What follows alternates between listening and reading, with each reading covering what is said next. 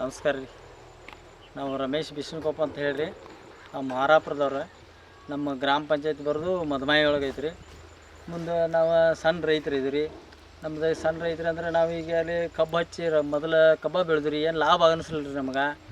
ಈಗ ರೇಷ್ಮೆ ಬೆಳೆ ಹತ್ತಿದ್ರಿ ನಾವು. ಈಗ 2 ಬೆಳೆ ಕಟಾವು ಮಾಡಿದ್ರಿ.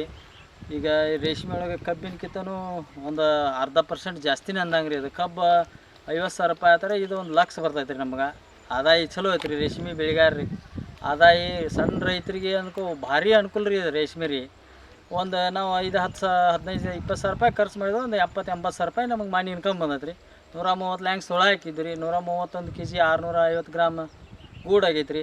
ನಮ್ದು 613 ರೂಪಾಯಿ ರೇಟ್ ಮಾರ್ತೀರಿ. ರಾಮನಗರಕ್ಕೆ ಹೋಗಿ ಮಾರ್ಕೊಂಬಂದಿರಿ ನಾವು.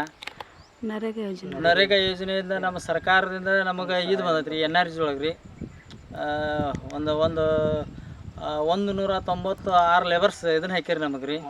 349 ರೂಪಾಯಿದಂಗೆ ನಮ್ಗೆ 66,000 ಮೇಲೆ ಲೀಟ್ರ್ ಚಿಲ್ಲರ್ ಬತ್ತು ರೀ. ಅದು ನಮಗೆ ಸರ್ಕಾರ ಸಹಾಯಧನ ಕೊಟ್ಟೈತೆ ರೀ. ಮತ್ತು ಇನ್ನೂ ಹಚ್ಚಬೇಕು ಅನ್ನೋ ಆಸಕ್ತಿ ಆಕೈತೆ ರೀ ನಮ್ಗೆ. ಇದ್ರಾಗ ಇಳುವರಿ ಐತೆ ರೀ, ಚಲೋ ಐತೆ ರೀ, ಇನ್ಕಮ್ ಐತೆ ರೀ ರೇಷ್ಮೆಯಿಂದ. ಅನುಕೂಲ ಆಗೈತೆ ರೀ.